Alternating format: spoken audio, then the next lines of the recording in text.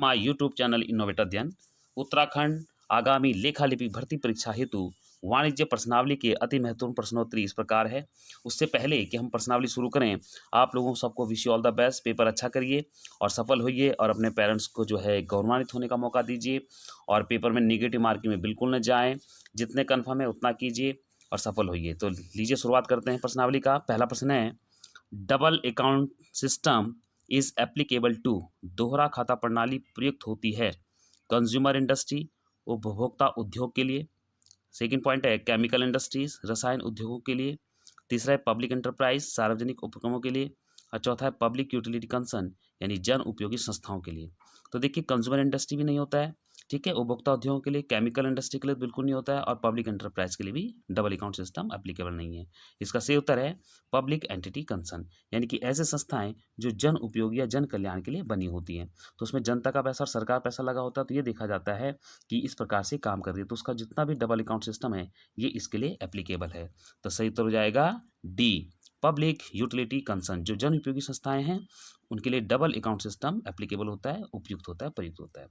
दूसरा प्रश्न है, ट्रेडिंग अकाउंट शोज, व्यापारी खाता दिखाता है gross profit, cost of goods sold, gross loss या ऑल ऑफ द अबव। तो देखिए जो हमारा व्यापारी खाता है वो ग्रॉस प्रॉफिट भी दिखाता है जब भी हमारी सेल्स और क्लोजिंग स्टॉक यानी क्रेडिट साइड ज़्यादा होगी और डायरेक्ट एक्सपेंस और परचेज और ओपनिंग स्टॉक कम होगा तो हमारा ग्रॉस प्रॉफिट डेबिट साइड में आएगा। और अगर हमारा जो है डायरेक्ट एक्सपेंस कॉस्ट ही ज़्यादा है, सेल्स कम है, तो हमारा ग्रॉस लॉस आएगा। और उसके साथ साथ आपका कॉस्ट ऑफ गुड्स सोल्ड भी शो करता है, यानी कि आपका सेल्स माइनस जीपी भी शो करेगा। तो तीनों चीज़ शो करेगा। तो सही उत्तर हो जाएगा हमारा D, all of the above. Gross profit भी शो करेगा, कॉस्ट ऑफ गुड्स सोल्ड भी करेगा और ग्रॉस लॉस भी करेगा। तो आंसर इज डी। अगला प्रश्न है, in double accounting system the second stage of accounting is, दोहरा लेखा प्रणाली में लेखांकन की द्वितीय अवस्था कहलाती है ओपनिंग एंट्री, प्रारंभिक लेखा, समराइजिंग, सारांश लेखन, क्लासिफिकेशन एंड पोस्टिंग, वर्गीकरण खतौनी, या प्रिपेयरिंग फाइनल अकाउंट। तो देखिए प्रिपेयरिंग फाइनल अकाउंट जिसमें हमारा ये तो लास्ट स्टेज है जिसमें हम जो है क्या करते हैं, जिसमें हमारा फाइनल अकाउंट बनता है, trading account, PL account and balance sheet. उसके बाद समराइजिंग हम ट्राई बैलेंस बनाते हैं, ये इससे पहले की अवस्था है, और ओपनिंग एंट्री तो पहले की है।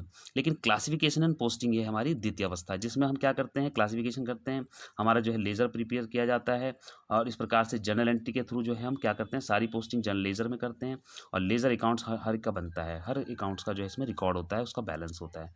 तो classification and posting is the right answer, answer is third. अगला प्रश्न है, प्रीपेड एक्सपेंसेस इफेक्ट पूर्वदत्त वे लाता है decrease in assets, increase in assets, both या नन ऑफ दीज। अब देखिए प्रीपेड एक्सपेंसेस क्या है, देख लीजिए। मान लीजिए आपने सैलरी देनी है या रेंट देना है, आपने पहले ही दे दिया। तो जब आप कोई भी चीज़ एडवांस देंगे तो क्या देंगे, कैश देंगे। तो आपकी कैश क्या है, एसेट्स। तो एसेट्स आपकी डिक्रीज हो जाएगी। एसेट्स क्या हो जाएगी, तो जब आप एडवांस देंगे तो कैश आपकी रियल अकाउंट में आता है, एसेट्स है, तो ये आपकी डिक्रीज हो रही है। लेकिन साथ साथ ये देखिए कि जब आप कोई चीज़ एडवांस दे देते हैं तो आपसे एसेट्स क्रिएट हो रही है, तो आपकी एसेट्स भी इंक्रीज हो रही है, यानी कि संपत्ति में वृद्धि भी होगी और संपत्ति में कमी भी होगी। तो जब हम पे करेंगे तब संपत्ति में कमी होगी और जब हम उस चीज़ को वापस मांगेंगे तो हमारी संपत्ति में वृद्धि होगी। यानी कि कहने का मतलब प्रीपेड एक्सपेंसेस से दोनों इफेक्ट होंगे। तो आंसर इज सी। तो पूर्वदत्त वे लाता है दोनों, यानी इंक्रीज इन एसेट्स और डिक्रीज इन एसेट्स। तो बोथ आंसर आर राइट। अगला प्रश्न है, the full form of GF, GF का पूर्ण रूप क्या है, जर्नल फोलियो, वही खाता मोड, ज्वाइंट फाइल, संयुक्त फाइल, जर्नल फाइल, वही खाता फाइल, या नन ऑफ दीज, इनमें से कोई नहीं। अब देखिए हम क्या करते हैं, जब लेजर अकाउंट बनाते हैं तो उसमें डेट, पार्टिकुलर्स और जेएफ, अमाउंट, डेबिट और इसी तरह से सारे खाने, क्रेडिट साइड में भी इतने कॉलम बनते हैं। तो जो जेएफ होता है जब हम लेजर में शो करते हैं होता है जर्नल फोलियो, यानी कि लेजर में हमने जो पोस्टिंग की होगी जर्नल से तो उसका क्या फोलियो था, क्या पेज था उसका, तो ये एक वही खाता मोड होता है, यानी कि जर्नल से, यानी जर्नल का पेज होता है। तो इसका आंसर क्या हो जाएगा, जर्नल फोलियो। तो answer is a, full form of GF is journal folio. अगला प्रश्न है, सस्पेंस अकाउंट इज उच्यंत खाता है रियल अकाउंट, वास्तविक खाता, नॉमिनल अकाउंट, नाममात्र खाता, पर्सनल अकाउंट, व्यक्तिगत खाता, या नन ऑफ द अबव। अब देखिए सस्पेंस अकाउंट ना तो रियल है, ना आपका नॉमिनल है, ना आपका पर्सनल है, ये कुछ भी हो सकता है। इसका मतलब पर्टिकुलर हम ये नहीं कह सकते कि रियल अकाउंट है, नॉमिनल भी हो सकता है और रियल पर्सनल अकाउंट भी हो सकता है। अब देखो कैसे, मान लीजिए हमें किसी पार्टी से पैसा मिला और हमने सस्पेंस अकाउंट शो किया, तो ये पैसा कहाँ से आया जी राजा से पैसे मिले, तो ये पर्सनल अकाउंट में आ जाएगा।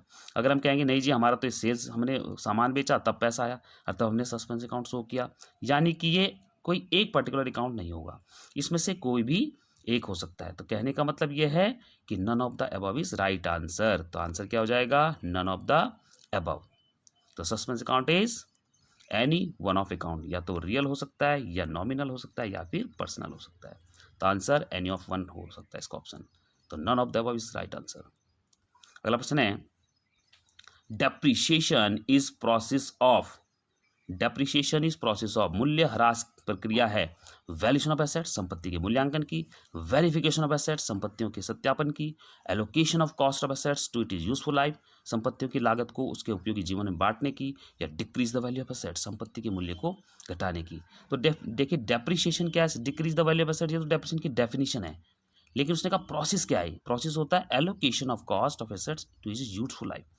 किसी भी मशीन की पूरी लाइफ होती है तो उसको हम क्या करते हैं, हर साल उसका राइट ऑफ करते हैं डेप्शन, तो इसीलिए ये कहा जाता है allocation of cost of asset two is useful life. संपत्तियों की लागत को उसके पूरे उपयोगी जीवन में उसको बांटते हैं हम हर साल, तो वो कहलाता है डेप्रिसिएशन प्रोसेस। तो answer is C, allocation of cost assets to it is useful life, depreciation process. अगला प्रश्न है, depreciation starts on a machine from the date, machine पर मूल्यह्रास उस दिन से प्रारंभ होता है जिस दिन इट इज़ परचेज, इसे खरीदा जाता है, it is put to use, इसे प्रयोग में लाया जाता है, इट इज इंस्टॉल, इसे स्थापित किया जाता है, या एनी ऑफ द अबव, इनमें से कोई भी।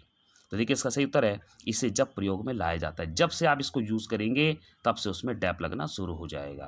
तो इसका सही आंसर है बी।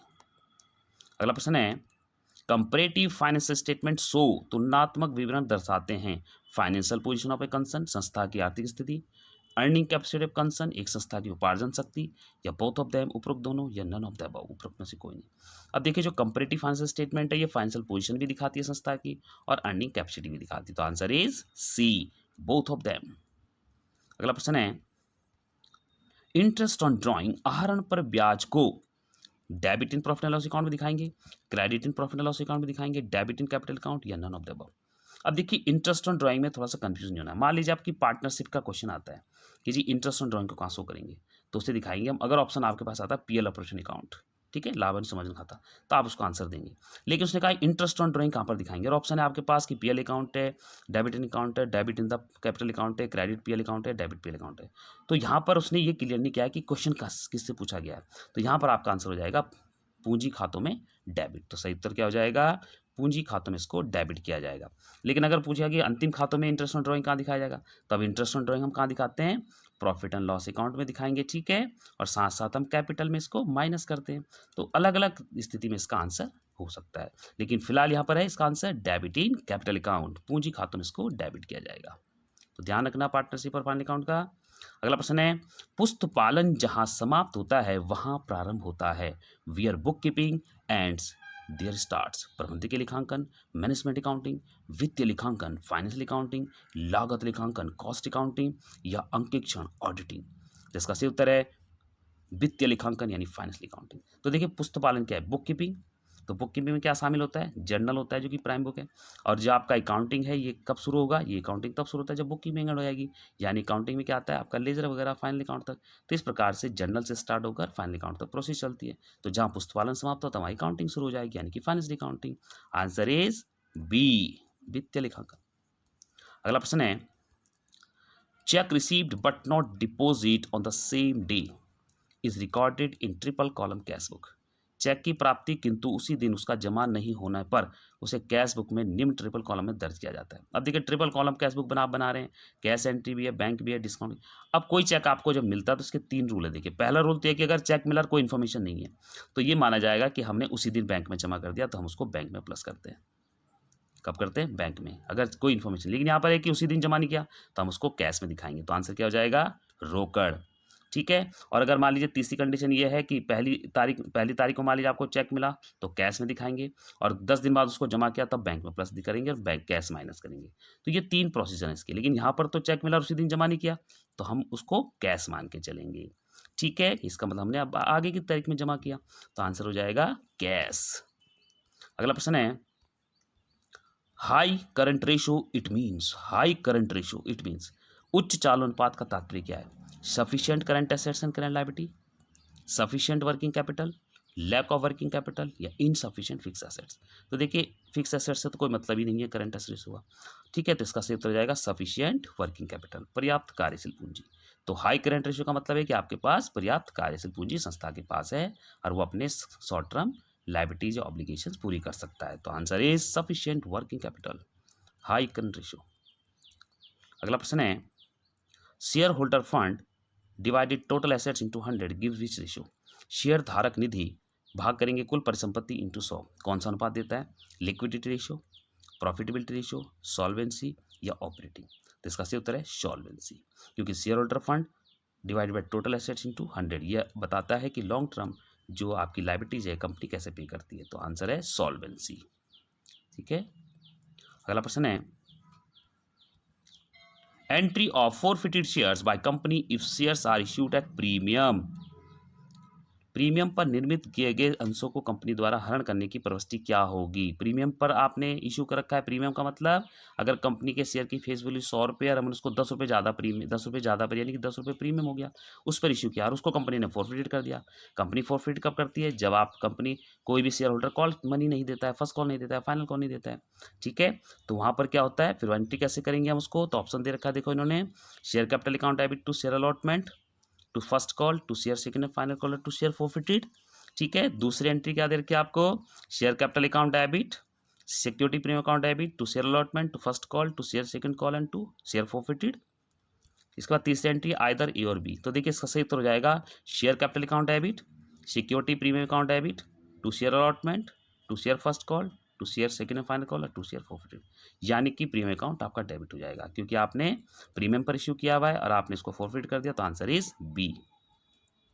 अगला प्रश्न है entry in the books of company री इश्यू ऑफ फोरफिटेड शेयर्स, अगर कंपनी ने कोई चीज़ हरण कर लिया अंशों को और उनको हमने जो है री इश्यू किया डिस्काउंट पे, तो हरण किए गए अंशों को बट्टे पर पुनर्जाने करने पर कंपनी की पुस्तक में क्या प्रविष्टि होगी? Bank account debit to share capital, bank account debit discount account debit to share capital या bank account debit share forfeit account debit to share capital. तो सही आंसर है सी। जब भी हम कंपनी जो है फोरफिट शेयर को डिस्काउंट इश्यू करती है तो जो भी लॉस होता है वो हम डिस्काउंट में नहीं शो करते बल्कि शेयर फोरफिट में, क्योंकि कंपनी से पहले फोरफिट को पैसा अपने पास रखती है, जैसे एप्लीकेशन अलॉटमेंट का पैसा अपने पास रखा हुआ है तो उसी पैसों से एडजस्ट करेगी तो शेयर फोरफिट डेबिट होगा। तो आंसर इज सी। अगला प्रश्न है credit balance of trial balance in excess of 4000 the reason is, तलपट का जमा शेष 4000 से अधिक पाया गया। तलपट में हमने जमा पक्ष जो क्रेडिट पक्ष है उसका 4000 अधिक हो गया, इसका क्या कारण है? Sold goods to Mannu 4000 but omitted to record, अगर मान लीजिए मन्नू को हमने 4000 का सामान बेचा जिसका लेखा ही नहीं हुआ तो इससे तो आपका तलपट जो है 4000 जमा पक्ष अधिक नहीं होगा। दूसरा पेड कैश टू अमित 2000 रुपये but wrongly credit his account 2000, अब मान लीजिए हम अमित को हमने 2000 रुपये दिए तो हमने उसको जो है डेबिट क्या करना था, डेबिट करना था और हमने गलती से उसे क्रेडिट कर दिया 2000, तो 4000 का तलपट बढ़ जाएगा। तो answer is B.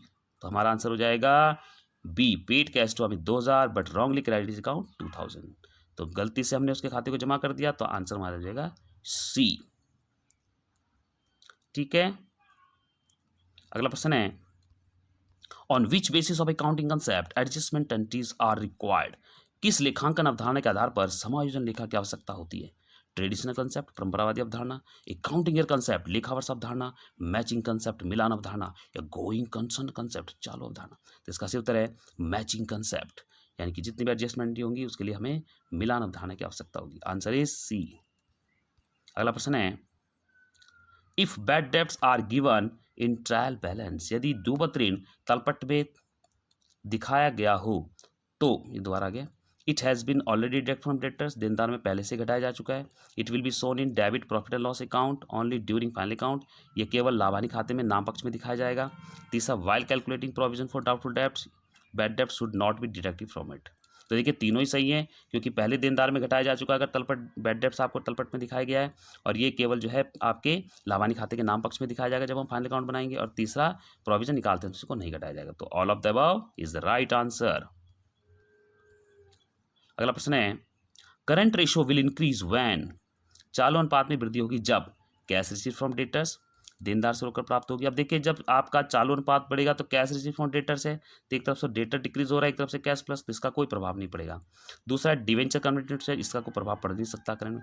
Old furniture sold for cash, तो ये आपका सही उत्तर है, इससे आपका कैश इंक्रीज हो जाएगा। तो current ratio increase by sold off old furniture for cash. तो आंसर इज मजदूरी पेड से तो आपका डिक्रीज हो जाएगा, जिसने इंक्रीज पूछा है, तो answer is C, old furniture sold for cash. अगला प्रश्न है in spreadsheet every box is called, spreadsheet में प्रत्येक बॉक्स को क्या कहते हैं? रिकॉर्ड, फाइल, सेल या अकाउंट्स? तो अकाउंट्स तो नहीं सकता, फाइल भी नहीं होती रिकॉर्ड में, तो आंसर इज सेल। तो स्प्रेडशीट में प्रत्येक बॉक्स को कहते हैं सेल, आंसर इज सेल।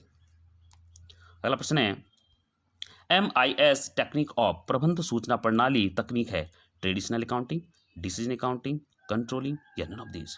इसका सही आंसर है कंट्रोलिंग, यानी कि जो आंतरिक नियंत्रण होता है उसका MIS एक भाग होता है, इससे आंतरिक नियंत्रण किया जाता है, कंट्रोलिंग। अगला प्रश्न है mainly tally software is not use for, not tally software मुख्य रूप से किस में प्रयोग नहीं किया जाता? वाउचर इसमें किया जाता है, फाइनेंशियल स्टेटमेंट किया जाता है, करारोपण में किया जाता है, लेकिन बैंकिंग में नहीं किया जाता। तो उसने पूछा है कि किस में नहीं किया जाता, तो आंसर इज बैंकिंग। अगला प्रश्न है which balance is taken as balance for preparing bank reconciliation statement? Balance of ledger, balance of cash book, balance of passbook या बैलेंस ऑफ कैश बुक और पासबुक? तो देखिए आप कैश बुक का balance ले लीजिए, पासबुक का, तो आंसर इज डी। अगला प्रश्न है prepaid rent account, prepaid rent account is which type of account? पूर्वदत्त किराया खाता किस प्रकार का खाता है? वास्तविक खाता, no. Personal account, no. Nominal account, अब देखिए रियल अकाउंट, रेंट अकाउंट आपका क्या है? नॉमिनल है, लेकिन उससे प्रीपेड जोड़ दिया, तो जब भी किसी एक्सपेंसेस या नॉमिनल अकाउंट में प्रीफिक्स सफिक्स जुड़ जाता है तो वो बन जाता है रिप्रेजेंटेटिव पर्सनल अकाउंट। तो आंसर इज डी, प्रतिनिधित्व व्यक्तिगत खाता। तो प्रीपेड लगने से रिप्रेजेंटेटिव बन गया। अगला प्रश्न है income and expenditure account records आय एवं व्यय खाते में अभिलिखित किया जाता है रिवेन्यू एंड कैपिटल बोथ, तो कैपिटल तो आता ही नहीं इनकम एक्सपेंडिचर अकाउंट में। Revenue nature income and expenses only, तो सिर्फ ओनली इनकम नहीं आती है। Capital nature expense, no. Revenue nature receipt only, no. तो इसका आंसर देखिए दोबारा देख लीजिए, revenue and capital both receipt payment only, आयगत एवं पूंजी का दोनों प्रकृति की प्राप्ति आती है, बिल्कुल नहीं। Revenue nature income and expenses only, तो आपका आंसर इसका हो जाएगा B, revenue nature and income. उसने देखो एक साथ दिया है एक्सपेंसेस और इनकम, तो वो रिवेन्यू नेचर का है, तो केवल आयगत प्रकृति के आय और व्यय आते हैं, तो answer is B, correct answer is B. क्योंकि जो हमारा इनकम एक्सपेंडिचर इसमें कैपिटल रिसिप्ट और कैपिटल एक्सपेंडिचर नहीं आते हैं, तो रिवेन्यू नेचर के इनकम आएगी और उसका एक्सपेंसेस आएगा, तो आंसर इज बी। अगला प्रश्न है through the medium of realisation account, वसूली खाते के माध्यम से लेनदार को भुगतान किया जाता है, सभी संपत्ति एवं दायित्वों के खाते बंद कर दिए जाते हैं, समापन भी दिए जाते हैं, या साझेदारों में लाभ बांटा जाता है? तो देखिए पेमेंट मेड टू क्रेडिटर्स, ये भी आंसर नहीं है, आपका आंसर हो जाएगा B, the accounts are closed of all assets and liabilities, तो सभी संपत्तियों के दायित्व खाते बंद कर दिए जाते हैं, तो आंसर इज बी। अगला प्रश्न है very important software in counting is, लेखांकन में अधिक उपयोगी सॉफ्टवेयर है spreadsheet, D base, world star या नन ऑफ दिस? तो आंसर इज स्प्रेडशीट। अगला प्रश्न है statutory concept of goodwill is, ख्याति की वैधानिक अवधारणा है ग्राहक ख्याति है, लाभार्जन ख्याति है, ख्याति का मूल्यांकन करना या उपरोक्त ये भी दोनों? तो देखिए कस्टमर इज गुडविल और प्रॉफिट अर्निंग इज गुडविल, तो आंसर हो जाएगा आपका उपरोक्त ए और बी दोनों, ख्याति का मूल्यांकन नहीं आता है। अगला प्रश्न है choose the correct sequence of ascertaining of following profit from profit and loss account, तो लाभ हानि खाते से ज्ञात लाभों को सही क्रम में चुने, ऑपरेटिंग प्रॉफिट, नेट प्रॉफिट और gross profit, operating profit, gross profit, net profit, net profit, gross profit, operating profit और ग्रॉस प्रॉफिट, ऑपरेटिंग प्रॉफिट और नेट प्रॉफिट। अब देखिए ग्रॉस प्रॉफिट आपका ट्रेडिंग अकाउंट के थ्रू निकलता है, लेकिन पीएल अकाउंट में भी शो होता है, तो क्वेश्चन पूछा कि पीएल अकाउंट के थ्रू कौन कौन से होते हैं? ग्रॉस प्रॉफिट होगा सबसे पहले, फिर उसमें हम जब ऑपरेटिंग एक्सपेंसेस जोड़ देंगे तो हमारा ऑपरेटिंग प्रॉफिट आ जाएगा, और जब हम नेट प्रॉफिट निकालेंगे तो ऑपरेटिंग प्रॉफिट हम क्या क्या करेंगे, तो नॉन ऑपरेटिंग एक्सपेंसेस हम माइनस कर देंगे और नॉन ऑपरेटिंग इनकम प्लस कर देंगे, तो आंसर इज डी। तो सबसे पहले आता है हमारा जीपी, फिर आता है ऑपरेटिंग प्रॉफिट, फिर नेट प्रॉफिट, तो डी आंसर हो गया। अगला प्रश्न है trial balance is prepared at which date, तलपट की स्थिति पर तैयार किया जाता है, at any date, on a particular date, at a particular period या हाफ ईयरली और ईयरली? इसका सही उत्तर है ऑन पर्टिकुलर डेट, किसी विशेष तिथि पर। अगला प्रश्न है profit and loss account also known as, लाभ हानि खाते के अन्य नाम है आय विवरण, अर्जन विवरण, आय लेखा या उपरोक्त सभी। तो देखिए इनकम स्टेटमेंट भी है, अर्निंग स्टेटमेंट भी है, इनकम रिकॉर्ड भी है। तो all of this answer is correct, D. अगला प्रश्न है the comparative analysis of financial statement of more than 1 years is called, एक से अधिक वर्षों के वित्तीय विवरणों का तुलनात्मक विश्लेषण क्या कहलाता है? लंबवत विश्लेषण वर्टिकल एनालिसिस, क्षितिज यानी हॉरिजॉन्टल एनालिसिस, आंतरिक विश्लेषण इंटरनल एनालिसिस या बाहरी एक्सटर्नल एनालिसिस। तो इसका आंसर है horizontal analysis, answer is B. अगला प्रश्न है net profit of institution is 7,50,000, non operating income 30,000 and non operating expenses 20,000, what will be the operating income. अब देखिए उसने पूछा है ऑपरेटिंग इनकम क्या होगी। अब देखिए ऑपरेटिंग इनकम निकालने के लिए आपने क्या करना है, 7,50,000 तो आपका शुद्ध लाभ है, ठीक है। अब 7,50,000 में से 20,000 रुपये आप क्या कर दीजिए, 7,50,000 में से आप 20,000 रुपये जोड़ दीजिए, ठीक है, गैर परिचालन वे, तो 7,70,000 हो गया। और 7,70,000 में से इनकम घटा दीजिए 30,000, तो 7,40,000 आंसर आ गया, ठीक है। तो आंसर इज ए। अगला प्रश्न है including items in artificial assets are, कृत्रिम परिसंपत्तियों में शामिल है। कृत्रिम संपत्ति में क्या आती है, प्रारंभिक व्यय, लाभानी खाते का डेबिट शेष, अभिगोपन कमीशन या उपयुक्त सभी। तो देखो जी सभी आते हैं क्योंकि प्रीलिम एक्सपेंसेस भी आएगा, पीएल अकाउंट डेबिट बैलेंस भी आएगा और अंडरराइटिंग कमीशन भी आएगा। अगला प्रश्न है ABC share in profit 532, goodwill is not shown in books of accounts but is value 1 lakh rupees. A retire हो गया फ्रॉम फर्म से, फ्यूचर प्रॉफिट रेशियो उनका BC का इक्वल हो गया, तो share in the goodwill to A capital account will be in which ratio of by debited B capital and C capital. तो A को ख्याति का हिस्सा बी और सी के खातों में किस अनुपात में डेबिट होगा। तो देखिए रिटायरमेंट में तो गेनिंग रेशियो में होगा, और गेनिंग रेशियो का फार्मूला क्या होता है, new ratio minus old ratio. तो देखिए न्यू रेशियो कितना इनका, ठीक है, तो बी का न्यू रेशियो कितना हो जाएगा, ये तो रिटायर हो गया तो उसका है न्यू रेशियो कितना हो गया, न्यू रेशियो कितना उसका 1/2, उसमें से आप घटा दीजिए उसका बी का 3/10, तो हम इसका 10 निकालेंगे तो 3 हो जाएगा, 5/3 तो 2 आ जाएगा, ठीक है। और इसी तरह से हम सी का करेंगे तो उसका न्यू रेशियो है 1/2 माइनस करेंगे 2/10, तो इसका आ जाएगा 1, ठीक है, 10 एलसीएम 2 आ जाएगा, इसका 5 तो इसका आ जाएगा 3, तो 2-3 रेशियो आ जाएगा इसका। तो गेनी रेशियो इज 2:3, इसी में उसको गुडविल दी जाएगी।